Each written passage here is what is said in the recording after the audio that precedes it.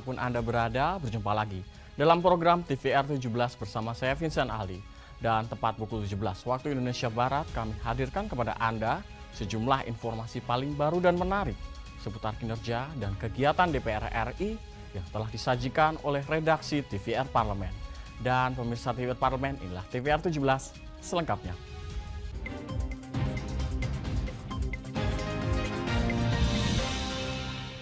DPR RI berharap dengan adanya kegiatan parlemen remaja, masyarakat khususnya para remaja yang mengikuti kegiatan tersebut dapat mengetahui kinerja DPR RI yang sebenarnya dan berkesempatan untuk mengikuti simulasi tugas dan fungsi DPR RI. DPR RI mengapresiasi gelaran Parlemen Remaja tahun 2023 yang telah mengedukasi remaja tentang tugas dan fungsi DPR RI. Kegiatan ini diharapkan terus berlanjut setiap tahunnya sebagai sarana pendidikan politik pada generasi muda. Ketua Badan Urusan Rumah Tangga DPR RI, Agung Budi Santoso menjelaskan, berita-berita miring tentang DPR RI menyebabkan masyarakat tidak mengetahui kinerja DPR RI yang sebenarnya. Untuk itu, Agung mengapresiasi kegiatan Parlemen Remaja yang mendekatkan masyarakat pada proses kerja DPR RI. Karena selama ini, ya dari pengalaman saya, menerima peserta magang itu mereka hanya mendapatkan berita-berita yang kurang baik mengenai DPR, ya. Harapan saya dengan adanya kegiatan seperti ini langsung disimulasikan bagaimana bersidang, mereka tahulah lebih persis, lebih tahu lebih dalam mengenai kegiatan-kegiatan parlemen. Peminat Parlemen Remaja 2023 nyaris mencapai 10.000 orang. Melihat besarnya antusiasme tersebut, anggota Komisi 10 DPR RI Lisda Hendra Joni mendorong kuota peserta Parlemen Remaja diperbanyak di tahun-tahun berikutnya, agar semakin banyak remaja Indonesia yang memperoleh kesempatan untuk mengikuti simulasi tugas dan fungsi DPR RI. Tentang apapun Indonesia, kenyataannya harus melalui jalur politik. Harus ini yang mereka pahami seperti itu. Dan tentu kegiatan ini sangat-sangat bermanfaat. Saya sih berharap ini bisa lebih besar lagi, karena tadi kan ada 134 peserta ya, sementara yang mendaftar juga puluhan ribu. Artinya di sana ada antusias mereka yang juga harus kita berikan peluang ke depannya. Ken dan Temi, TVR Parlemen, melaporkan. Badan Legislasi DPR RI berharap revisi Undang-Undang Ombudsman dapat segera disahkan agar dapat menjadi landasan hukum penguatan koordinasi antara Ombudsman dengan lembaga lainnya terkait laporan maladministrasi. Penguatan kelembagaan Ombudsman lewat revisi undang-undang dinilai perlu dilakukan agar pengawasan pelayanan publik bisa lebih maksimal. Anggota Badan Legislasi DPR RI Supriyansa berharap dengan adanya revisi Undang-Undang Ombudsman, pengawasan pelayanan publik bisa diperkuat untuk mencegah berbagai penyimpangan. Revisi Undang-Undang Ombudsman juga membuka ruang bagi penguatan wewenang Ombudsman dalam mengawasi kebijakan pemerintah daerah. Kedepannya, Ombudsman juga bisa memberikan laporan kepada DPR RI jika ada kendala yang ditemui terkait pengawasan pelayanan publik. Kalau ini berjalan dengan baik, maka tentu ini berdampak baik dengan apa yang menjadi harapan masyarakat kita. Karena banyak mungkin masyarakat membutuhkan keterangan-keterangan dari kebijakan-kebijakan dari pemerintah tertentu, tetapi itu tidak dilaksanakan, maka ini juga bisa menjadi ranah laporan kepada Ombudsman bahwa pelayanan publik di instansi tertentu ini buruk sehingga dia bisa laporkan. Nah, diharapkan pada hal-hal yang belum terselesaikan, misalnya ada hal-hal laporan yang belum ditindaklanjuti oleh instansi terkait, maka salah satu pasal yang mengatur dalam Undang-Undang Ombudsman ini, maka wajib juga melaporkan kepada DPR.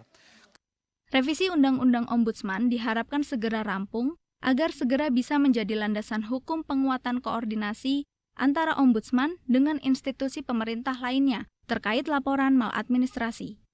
Oki Zulindra dan Teddy Sunario, TVR Parlemen, melaporkan.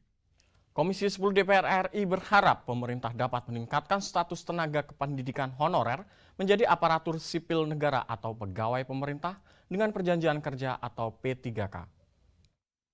Pemerintah ditekankan untuk memberikan afirmasi terhadap para tenaga kependidikan honorer dan memberikan kesempatan yang setara dalam mengejar status menjadi ASN atau P3K demi meningkatkan kesejahteraan mereka.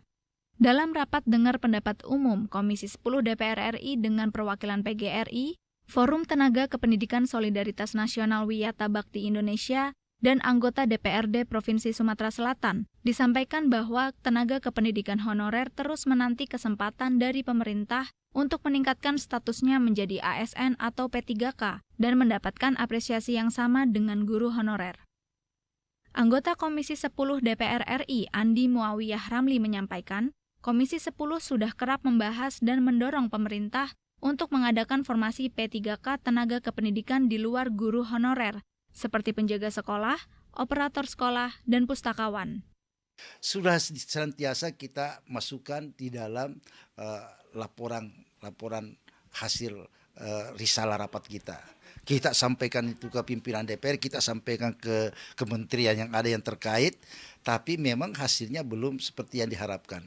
Artinya saya ingin mengatakan bahwa memang meskipun ini adalah sesuatu yang dihajatkan sesuai dengan amanat konstitusi kita, pembukaan Undang-Undang 45 mencerdaskan bangsa, termasuk guru dan yang mendukung, karena namanya tenaga kependidikan itu juga termasuk penjaga sekolah, termasuk operator, itu kan tidak bisa jalan kalau tidak semuanya.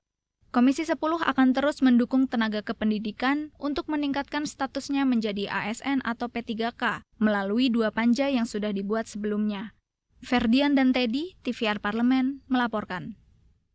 Demonstrasi warga yang menolak penggusuran perkampungan adat di Pulau Rempang berlangsung ricuh. Informasinya akan kami hadirkan sesaat lagi, untuk itu tetaplah di TVR 17.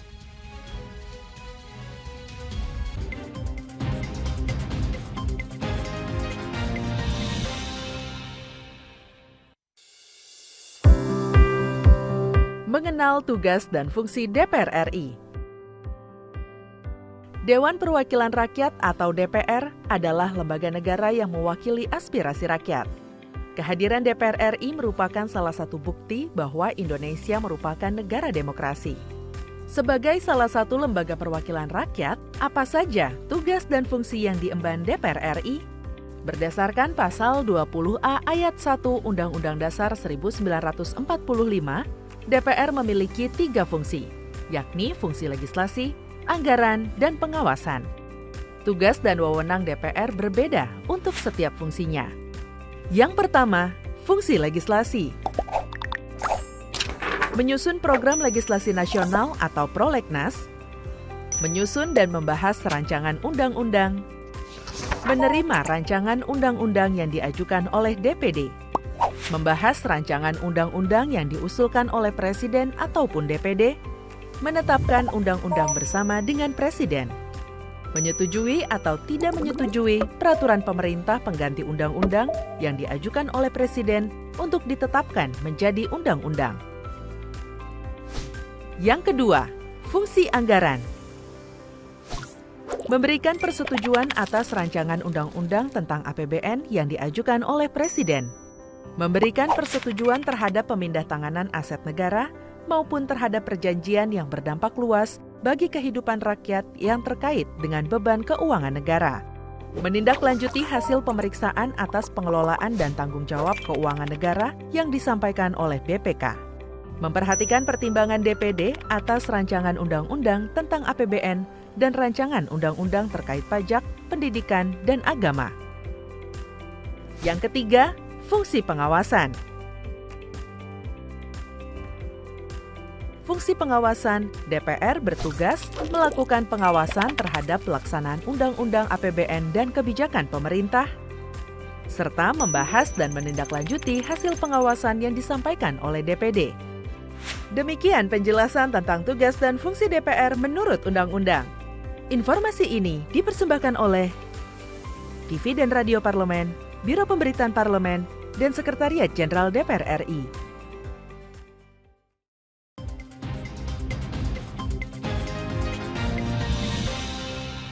Kembali di TVR 17, proyek Rempang Eco City yang digarap PT Makmur El Graha ditargetkan dapat menarik investasi hingga 381 triliun pada tahun 2080. DPR RI menilai adanya penolakan dalam pembangunan merupakan suatu hal yang biasa terjadi yang sepatutnya disikapi dengan cara-cara kemanusiaan dan bersifat persuasif. Pemerintah diharapkan mencari jalan tengah terkait konflik Rempang, termasuk bagaimana menyikapi respon warga yang menolak direlokasi. Untuk mengetahui informasi selengkapnya, mari kita simak laporan mendalam yang telah dihimpun oleh tim redaksi TVR Parlemen dalam segmen Editorial Parlemen berikut ini.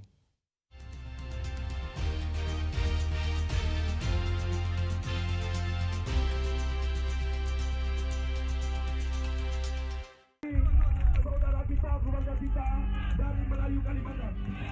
Hidup bangsa Melayu. Bangkit.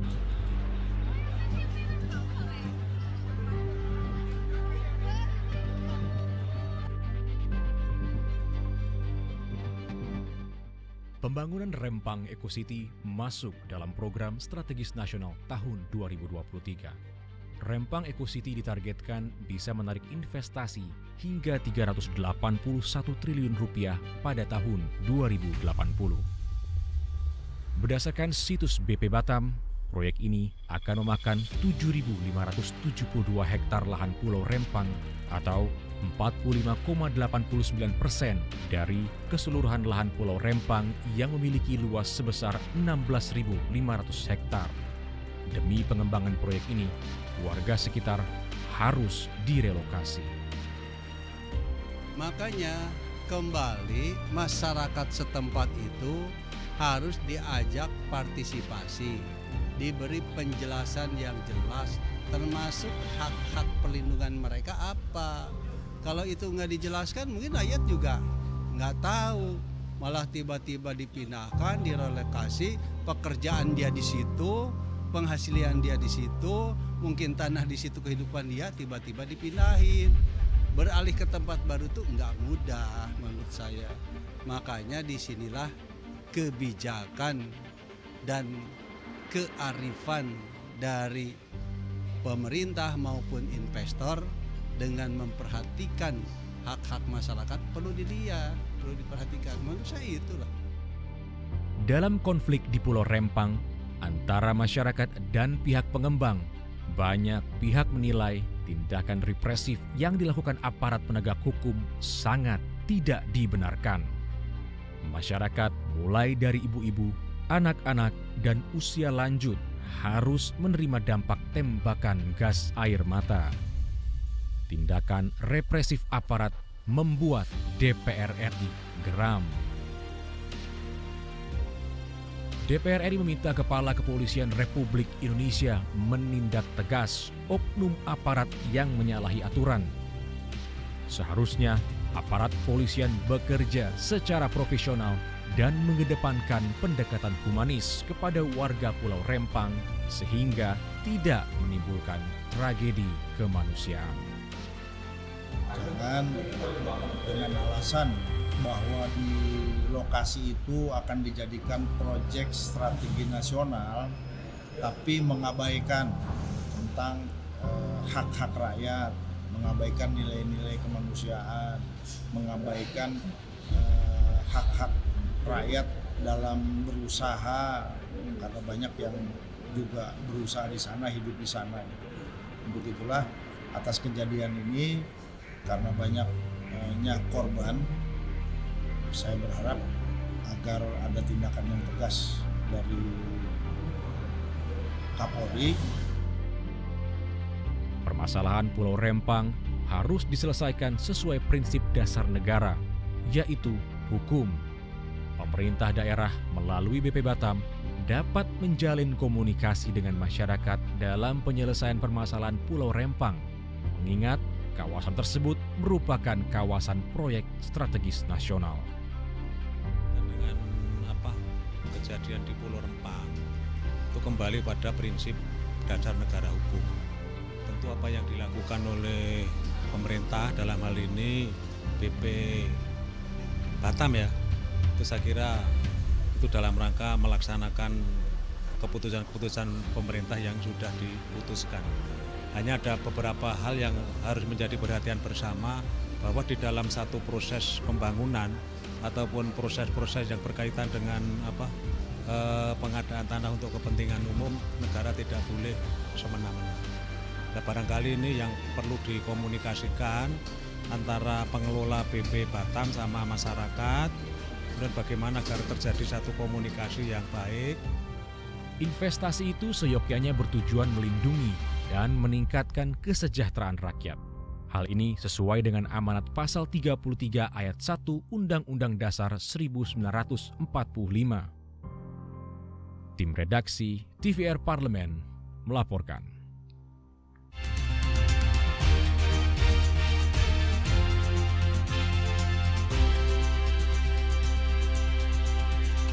Komisi 4 DPR RI meminta Kementerian Perdagangan untuk mengantisipasi kenaikan harga beras guna menjaga kestabilan harga bahan pokok lainnya. Saksikan informasi selengkapnya. Untuk itu jangan kemana-mana, tetaplah bersama kami di TVR 17.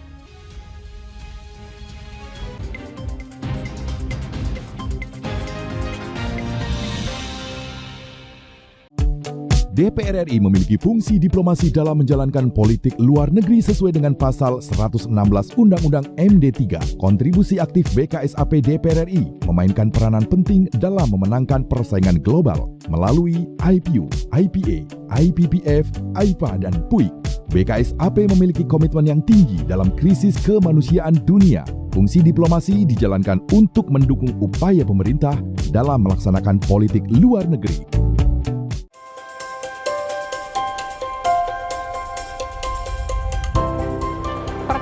Dalam sejarah Indonesia, tahun 2024 kita mengadakan pemilu serentak, legislatif dan eksekutif baik di tingkat pusat maupun daerah. Catat waktunya, Rabu 14 Februari 2024. Untuk pemilihan legislatif, Anda akan memilih anggota DPD, anggota DPR, anggota DPRD Provinsi, dan anggota DPRD Kabupaten atau Kota. Selain pemilu legislatif, Anda juga akan memilih presiden dan wakil presiden loh pemirsa. Di bulan November, tepatnya Rabu 27 November 2024, juga akan diadakan pemilihan kepala daerah atau pilkada serentak. Dalam pilkada nanti, Anda akan memilih gubernur dan wakil gubernur, bupati dan wakil bupati, serta wali kota dan wakil wali kota.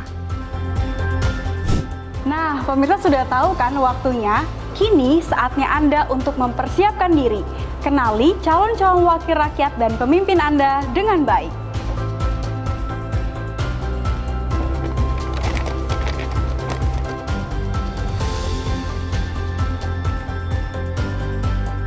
Jangan sampai kesempatan untuk memilih calon wakil rakyat dan pemimpin Anda terlewat begitu saja. Ayo ramaikan pesta demokrasi pemilu 2024 dengan meriah. Demi masa depan bangsa Indonesia.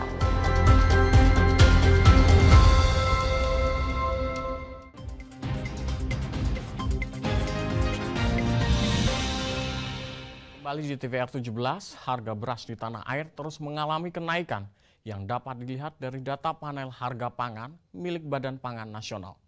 Menanggapi hal ini, anggota Komisi 6 DPR RI Lulu Nur Hamidah meminta pemerintah untuk segera melakukan langkah terukur guna mengintervensi harga beras. Lulu mengkhawatirkan adanya permainan di balik kenaikan harga beras yang tidak wajar. Simak liputan selengkapnya bersama rekan kami, Alfat Rizky. Baik pemirsa TVR Parlemen dimanapun Anda berada, saat ini saya sudah bersama dengan salah satu anggota Komisi 6 DPR RI yaitu Ibu Lulu Nur Hamidah dari fraksi Partai PKB untuk daerah pemilihan Jawa Tengah 4, di mana saya akan menanyakan kepada Ibu Lulu terkait dengan isu terkini terkait dengan naiknya harga beras di pasaran dari beras medium tadinya 12.000 hingga 12.500 menjadi 13.500 dan juga beras premium yang biasanya 13.500 hingga saat ini mencapai 14.500. Lalu seperti apa yang akan dilakukan dari Komisi 6 DPR RI untuk menekan harga beras tersebut?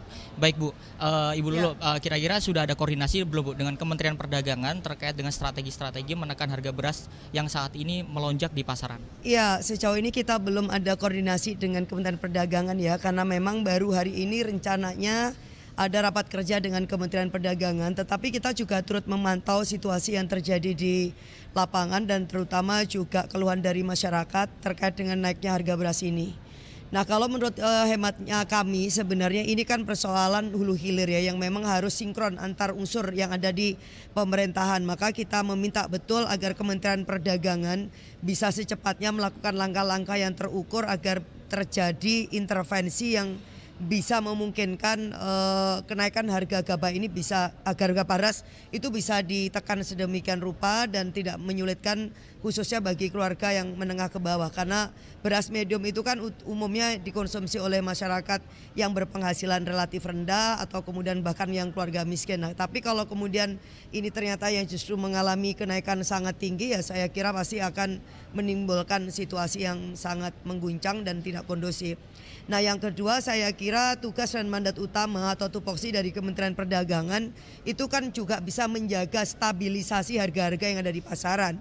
Maka perlu kita untuk mendengar tapi juga sekaligus meminta agar segera ada langkah yang sangat terukur. Ini kan ada isu bahwa ditengarai ada mafia beras yang kemudian bekerja. Dulu itu sudah pernah muncul dan kemudian terus muncul lagi, tetapi kalau kemudian tidak serius yang menyangkut dengan mengamankanlah para pemain-pemain yang memiliki kuasa untuk bisa mempermainkan harga-harga, ya saya kira ini pasti akan terus ulang. Jadi kita belajar dari skandal yang terkait dengan minyak sawit, minyak goreng, ya kan.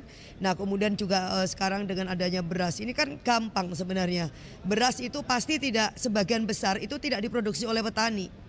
Jadi ini pasti ranahnya itu bukan petani, pemainnya itu pasti juga bukan petani. Jadi ini pasti juga ya pengusaha penggilingan, bisa yang skalanya besar atau hal-hal yang lain, bisa juga distributor atau pihak-pihak yang memang memiliki gudang-gudang yang sangat besar. Nah, menurut saya sidak aja itu, cek di mana tempatnya beras ini berada kok kemudian harganya bisa sangat tinggi. Apakah memang karena pasokan beras itu yang terbatas sehingga membuat kenaikan harga yang tinggi. Tetapi di sisi lain pemerintah kan bukannya udah meminta izin untuk impor 2 juta ton. Nah, itu kemana juga?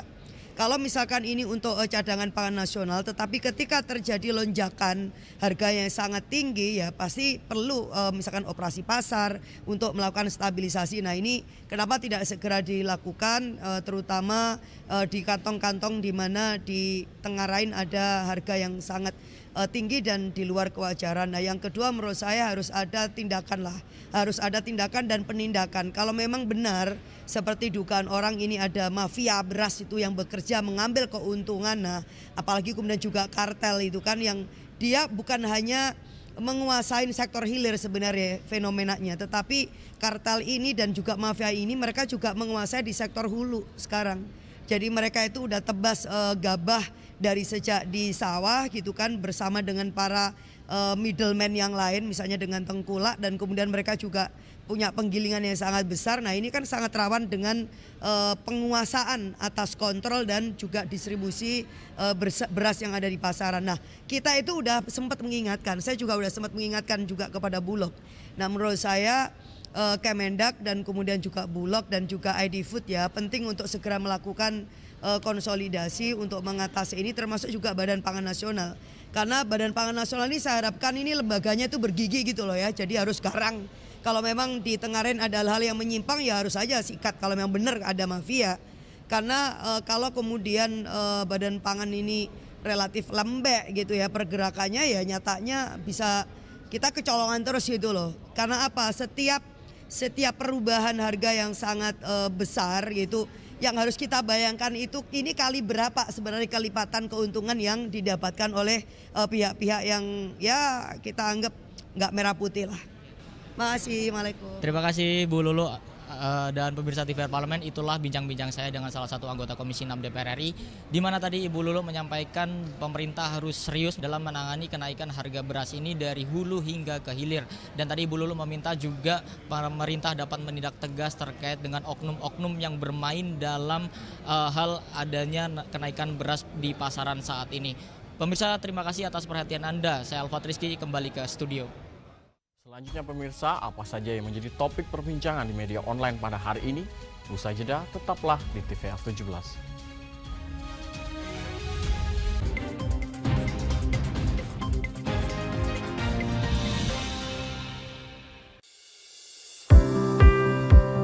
Mengenal tugas dan fungsi DPR RI. Dewan Perwakilan Rakyat atau DPR adalah lembaga negara yang mewakili aspirasi rakyat. Kehadiran DPR RI merupakan salah satu bukti bahwa Indonesia merupakan negara demokrasi. Sebagai salah satu lembaga perwakilan rakyat, apa saja tugas dan fungsi yang diemban DPR RI? Berdasarkan pasal 20A ayat 1 Undang-Undang Dasar 1945, DPR memiliki 3 fungsi, yakni fungsi legislasi, anggaran, dan pengawasan. Tugas dan wewenang DPR berbeda untuk setiap fungsinya. Yang pertama, fungsi legislasi. Menyusun program legislasi nasional atau prolegnas, menyusun dan membahas rancangan undang-undang, menerima rancangan undang-undang yang diajukan oleh DPD, membahas rancangan undang-undang yang diusulkan oleh Presiden ataupun DPD, menetapkan undang-undang bersama dengan Presiden, menyetujui atau tidak menyetujui peraturan pemerintah pengganti undang-undang yang diajukan oleh Presiden untuk ditetapkan menjadi undang-undang. Yang kedua, fungsi anggaran. Memberikan persetujuan atas rancangan undang-undang tentang APBN yang diajukan oleh Presiden. Memberikan persetujuan terhadap pemindahntanganan aset negara maupun terhadap perjanjian yang berdampak luas bagi kehidupan rakyat yang terkait dengan beban keuangan negara. Menindaklanjuti hasil pemeriksaan atas pengelolaan dan tanggung jawab keuangan negara yang disampaikan oleh BPK. Memperhatikan pertimbangan DPD atas rancangan undang-undang tentang APBN dan rancangan undang-undang terkait pajak, pendidikan, dan agama. Yang ketiga, fungsi pengawasan. Fungsi pengawasan, DPR bertugas melakukan pengawasan terhadap pelaksanaan Undang-Undang APBN dan kebijakan pemerintah, serta membahas dan menindaklanjuti hasil pengawasan yang disampaikan oleh DPD. Demikian penjelasan tentang tugas dan fungsi DPR menurut Undang-Undang. Informasi ini dipersembahkan oleh TV dan Radio Parlemen, Biro Pemberitaan Parlemen, dan Sekretariat Jenderal DPR RI.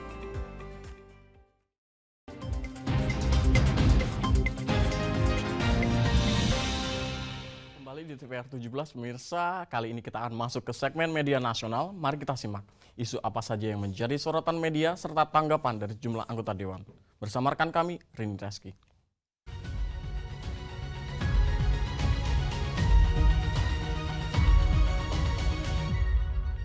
Baik, terima kasih Aldi dan pemirsa. Kali ini kita masuk ke segmen media online. Pemirsa, tentunya berita pertama yang menjadi headline di media online pada hari ini pemirsa yaitu mengenai DPR RI yang meminta pemerintah respon cepat atasi daerah krisis air bersih. Kita lihat di sini pemirsa. Ya, baik di sini Ketua DPR RI yaitu Dr. Honoris Causa Puan Maharani tentunya mendorong pemerintah untuk bertindak cepat dan juga efisien dalam mengatasi masalah krisis air bersih yang tentunya melanda sejumlah daerah. Dan sebagai buntut dari kemarau yang panjang, di sini Ketua DPR RI menekankan ketersediaan air bersih merupakan hak dasar setiap rakyat. Dan juga potret kekeringan yang melanda sejumlah daerah di Indonesia tentunya harus ditangani dengan peningkatan infrastruktur penampungan air. Dan ia juga meminta pemerintah pusat dan juga daerah berkolaborasi untuk mengidentifikasi daerah-daerah yang rentan terhadap kekeringan. Tentunya pemirsa di sini hal ini juga perlu dilakukan karena curah hujan semakin tidak stabil dalam beberapa tahun terakhir dan juga peningkatan intensitas kemarau telah mengubah lanskap air di Indonesia. Baik pemirsa, kita akan beralih ke berita selanjutnya yang juga menjadi headline di media online pada hari ini. Di sini masih mengenai DPR RI yang mengapresiasi Polri atas pengungkapan jaringan narkoba terbesar. Kita lihat kembali di sini pemirsa. Dan di sini Wakil Ketua Komisi 3 DPR RI yaitu Ahmad Saroni mengapresiasi Bareskrim Polri dalam mengungkap jaringan narkoba terbesar yaitu jaringan Freddy Pratama dengan total aset yang telah disita mencapai 10,5 triliun rupiah. Nah, Di sini menariknya tentunya jaringan ini dikenal sebagai pengedar narkotika, sabu dan juga ekstasi lintas negara. Tentunya upaya tersebut mencerminkan tekad serius dari Polri dalam memerangi peredaran narkoba. Dan juga Sahroni mendesak Polri untuk terus memburu pelaku utama yaitu Freddy Pratama yang dinilai sebagai langkah krusial dan juga efisien dalam meredam jaringan ini. Dan di sini Polri diharapkan dapat menjadi garda terdepan dalam upaya memberantas jaringan narkoba terbesar ini. Di sini juga merupakan salah satu negara yang paling terkena dampak negatif dari aktivitas jaringan Freddy Pratama dalam berbagai aspek. Dan di sini Sahroni menegaskan penumpasan jaringan ini harus menjadi prioritas utama.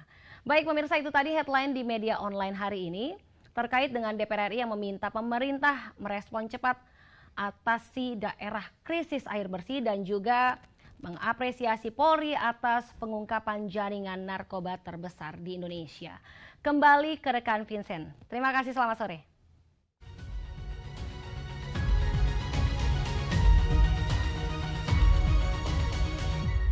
Terima kasih rekan Rini yang telah menyampaikan sejumlah sorotan dari media online nasional pada hari ini. Dan pemirsa TVR Parlemen, segmen media online tadi sekaligus menutup program TVR 17 edisi sore hari ini. Saya Vincent Aldi, beserta seluruh kru TVR Parlemen yang bertugas mengucapkan terima kasih dan undur diri dari hadapan Anda. TVR Parlemen, referensi Indonesia.